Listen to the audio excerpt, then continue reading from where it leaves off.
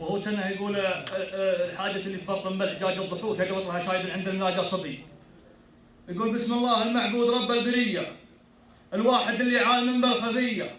رب الرحيم وكلنا تحت ظله من يغفر العبد ذنوب وسيئة من بعد آهاكم إجزال القصيدي شعري يشوق العين ما فيه زيه سلام تسليمة وفا والتحيات للي علومه طيبات الندية ضاف الوريث الطيب والمجد كله حلال عشرات الأمور العصية قال من يفك معقدات الحبالي اللي يكتبك عجرمك في القضية ينصاه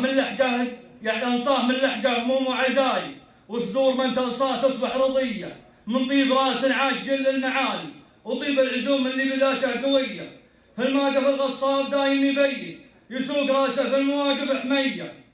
نفخر بذكره في الملا وانتباه ونقول يا حيه يا طاري حيه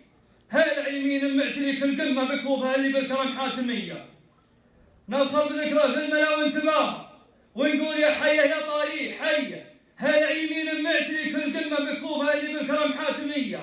نسل الفهد فهد عسى الله يبيحه ويجعله مع خير البشر والبريه فهد صليب الراس والراس طاير فهد علي بالجد ستر البنيه من الدحيم المفخره والمروات سواقة العطفة الظهر المطية ودريس جد النعتزيبة ونفخة من عاد بقعي النشامة صبية برجل صيعي يشهد القوة فعله من بطشة الأقصام راحة وضحية من الشكر المزمن اللي مجنة سهاجة الأقصام في كل هية أهل الركاب الست وأهل الصمايل في وقتنا الحاضر وفي الجاهلية